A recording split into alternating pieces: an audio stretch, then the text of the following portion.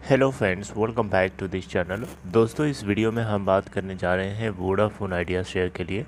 But starting करें अपनी बातचीत को, उससे पहले आपसे रिक्वेस्ट करना चाहूँगा कि अगर आप चैनल को फर्स्ट टाइम देख रहे हैं फाइनेंस मार्केट को, सब्सक्राइब करके बेल आइकन को हिट कर लीजिए ताकि आपको वीडियोज़ की नोटिफिकेशन मिलती रहे। और दूसरी चीज़, डीमैट या ट्रेडिंग अकाउंट के लिए डिस्क्रिप्शन बॉक्स में एक लिंक ड्रॉप किया गया है।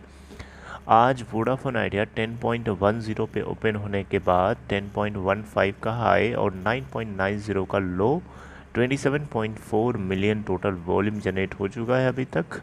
अभी टाइम स्टेटस दोस्तों हो रहा है 11 बजे का। और अगर आप देखें तो इस कंपनी की मार्केट कैप 28,448 करोड़ रुपए। दोस्तों, इस कंपनी के Q2 के नतीजे यानी सितंबर क्वार्टर के अर्निंग्स को 12 नवंबर को बताया जाएगा, तो आप लोगों को तैयार रहना है 12 नवंबर 2021 के लिए, राइट। ओके, चलिए मैं आप लोगों से एक पॉइंट के ऊपर बातचीत करना चाहूँगा। देखिए, वोडाफोन आइडिया जो है, इसको जो चीज़ चाहिए था सरकार से वो चीज़ मिल चुकी है। अब आगे क्या, व्हाट नेक्स्ट। दोस्तों, वोडाफोन आइडिया तरस रहा था इस चीज़ को लेकर के कि सरकार उसको जब तक मदद नहीं करती है तब तक कुछ भी उसका नहीं हो सकता। सरकार अगर मदद नहीं करेगी तो उसको अपनी दुकान को बंद करना पड़ेगा। वोडाफोन आइडिया के चेयरमैन और मैनेजिंग डायरेक्टर, जैसा कि आपको पता है, ऑलरेडी बता चुके हैं, ये बता चुके थे, लेकिन अब तो ये बात पुरानी हो गई। अब तो भारत सरकार ने जो देना था वो दे दिया है ना। और इतना भी नहीं दिया है कि वोडा आइडिया उसको बोल सके कि कम है, बहुत कुछ दिया है। जितना इनफैक्ट चाहिए था उससे कहीं ज़्यादा ही दिया है। लेकिन अब क्या आगे होने वाला है दोस्तों, देखिए, अब वोडाफोन आइडिया ही नहीं बल्कि तीनों के तीनों टेलीकॉम ऑपरेटर्स जो हैं ये बेटर पोजीशन में हैं। वोडाफोन आइडिया भी बहुत अच्छी पोजीशन में अभी खड़ा है। यहाँ से अगर चाहे तो वोडाफोन आइडिया अपने आप को इस तरीके की बैड सिचुएशन में आने से हमेशा हमेशा के लिए बचा सकता है, कुछ की पॉइंट्स के ऊपर काम करके, राइट। एडजस्टेड ग्रॉस रेवेन्यू से लेकर लिटिगेशंस तक हर तरीके की प्रॉब्लम में सरकार ने ध्यान रखा है। और इसीलिए लगता है मुझे कि वोडाफोन आइडिया आने वाले टाइम में अपने बिजनेस को बेटर करने के लिए, बेटर ही नहीं बल्कि कॉम्पिटिटिव बनाने के लिए, तगड़ा कंपटीशन देने के लिए पूरी कोशिश करना चाहिए और कर भी रहा है। आई थिंक आपने देखा भी है, अलग अलग कंपनी से, स्टार्टअप से इन्होंने पार्टनरिंग करी है ताकि ये बेटर से बेटर अपनी परफॉर्मेंस को रख सकते हैं आने वाले टाइम में। देखिए, शॉर्ट टर्म और मीडियम टर्म में अभी भी अगर हम देखें तो 4G नेटवर्क्स की डिमांड बहुत तेज़ है और रहेगी। दोस्तों, वोडाफोन आइडिया कुछ पॉइंट्स के ऊपर, जैसे कि 5G, इसके अलावा आरपू को इंक्रीज़ करना यानी एवरेज रेवेन्यू पर यूज़र को इंक्रीज़ करना, ब्रॉडबैंड, इसके अलावा एंटरप्राइज बिजनेस, ये कुछ ऐसे पॉइंट्स हैं जहां, इवन इसके अलावा एक और है एक्सपैंडिंग 4G नेटवर्क्स। ये कुछ 4 5 6 पॉइंट्स हैं जहां पे वोडाफोन आइडिया को अब ध्यान लगा करके काम करना चाहिए। देखिए, 5G की अगर हम बात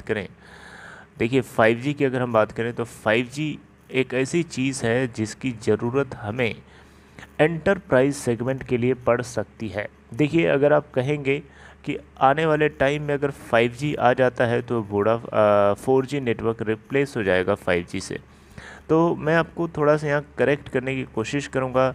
देखिए, 5G नेटवर्क अगर आ भी जाता है तो 4G नेटवर्क को रिप्लेस करने की ज़रूरत आपको तब तक नहीं पड़ती है जब तक कि आप कोई ऐसा काम कर रहे हैं जहाँ पे आपको बहुत हाई इंटरनेट स्पीड की ज़रूरत है।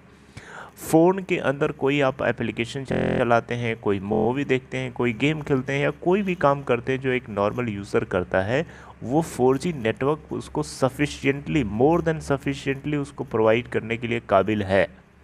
5G की ज़रूरत नहीं है एक यूज़र को किसी भी काम को करने के लिए, फ़ोन से या स्मार्टफोन से या फिर जो भी इस तरीके के जो काम होते हैं छोटे मोटे, जो कंज्यूमर बेसिस पे देखा जाए, राइट। क्योंकि इसको वोडाफोन आइडिया का 4G या और कंपनीज़ का 4G नेटवर्क ही सफिशिएंट होगा। आने वाले 4 से 5 सालों में कोई रोक नहीं सकता 4G नेटवर्क को यूज़ करने से या यूज़ होने से। और रही बात 5G की, तो 5G का यूज़ एंटरप्राइज सेगमेंट के लिए हो सकता है। जैसे कि देखिए, आपको एग्जांपल से समझाता हूँ। जैसे कि हेल्थ केयर सेगमेंट हो गया, या इस तरीके से जो you know over the top, या ऐसे समझिए कि कोई भी चीज़ हम एक जगह से बैठ करके, जैसे मान लीजिए यहाँ से बैठ करके मुझे सब कुछ, अमेरिका में बैठा हुआ एक पेशेंट है, उसको हमें इलाज करना है, तो इस केस में क्या है, यहाँ पे हम 5G टेक्नोलॉजी का यूज़ कर सकते हैं और यू नो स्पीडी तरीके से हम अपना काम कर सकते हैं। इस तरीके से जितने भी एंटरप्राइज सेगमेंट हैं जहाँ पे यूज यूज यूज स्पीड की ज़रूरत होती है, वहाँ पे हम यूज़ कर सकते हैं 5G को। और 5G जो है, 5G network, 5G use cases को डेवलप करने के लिए वोडाफोन आइडिया ने ऑलरेडी अलग अलग लोगों से, अलग अलग मजे हुए खिलाड़ियों से पार्टनरिंग करी हुई है और कर रही है, और टेस्टिंग भी कर रही है अलग अलग 5G यूज़ केसेस को लेकर के, राइट। और ये जैसे कि स्मार्ट सिटीज़ है, इनोवेटिव यूज़ केसेस है, एंटरप्राइज यूज़ केसेस है, हेल्थ केयर है, ये कुछ एरियाज़ हैं जहाँ पे कंपनी काम कर रही है। रही बात यू ब्रॉडबैंड की, ये एक ब्रॉडबैंड सर्विस है, सब्सिडरी है, आपको पता ही है। इसके ज़रिए भी कंपनी जो है गुजरात, महाराष्ट्र और कुछ देश है और कुछ पार्ट हैं हमारे देश के अंदर जहाँ पे मल्टीपल स्टेट्स में FTTH सर्विसेज प्रोवाइड करते हैं, राइट। तो दोस्तों यहाँ पे अगर ये तो ब्रॉडबैंड सब्सिडी हो गया। इसके अलावा दोस्तों आपको बताना चाहूँगा, एंटरप्राइज सेगमेंट बहुत ज़्यादा डेटा कंज्यूमिंग होता है, तो यहाँ पे वोडाफोन आइडिया चाहे तो अभी अपने 4G नेटवर्क को एक्सपैंड करके यहाँ पे मल्टी लेवल सर्विसेज प्रोवाइड करके अपने कस्टमर से कंटिन्यूस रेवेन्यू जनरेट कर सकता है। ये एक बढ़िया ऑप्शन है, ऐसा भी नहीं कि सब्सक्राइबर्स की कमी है। 27 मिलियन से भी ज़्यादा कस्टमर्स हैं अभी भी वोडा आइडिया के पास। ये कंसिस्टेंटली अगर चाहें तो ढंग से सर्विसेज को प्रोवाइड करें तो इनको कंसिस्टेंटली रेवेन्यू मिलता रहेगा। इवन उसको चाहें तो ये बेटर करके बढ़ा भी सकते हैं। ये डिपेंड करता है कि नेटवर्क किस तरीके से ये ऑफ़र कर रहे हैं।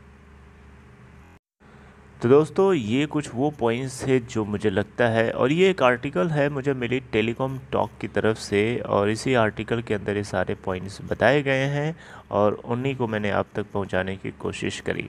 वोडाफोन आइडिया अपने लेवल से अभी फ़ंड को रेज़ कर सकता है। फ़ंड को रेज़ करना इसलिए बहुत ज़रूरी है क्योंकि ये जितने भी मैंने आपसे पॉइंट डिस्कस किए हैं, इन पॉइंट्स को सही तरीके से इम्प्लीमेंट करने के लिए ज़रूरी है कंपनी को फ़ंड रेज़ करना। इवन जो इस कंपनी के लेंडर्स हैं, जो बैंक्स हैं, वो भी बहुत ज़्यादा कॉन्शियस है और उनको ये पेमेंट करने हो सकता है दिसंबर से, या दिसंबर के बाद से इस कंपनी को पेमेंट आउट गोइंग हो सकती है, कैश आउट गो हो सकता है। उसको लेकर के कंपनी आगे क्या करेगी, कितना करेगी, ये सब हमें धीरे धीरे क्लियर होगा, लेकिन ज़रूरत है इस कंपनी को फ़ंड की। चलिए अपना ख्याल रखिए दोस्तों। अगर आपको ये कंटेंट अच्छा लगा हो, लाइक शेयर कर सकते हैं और अपना ख्याल रखिए। Take care.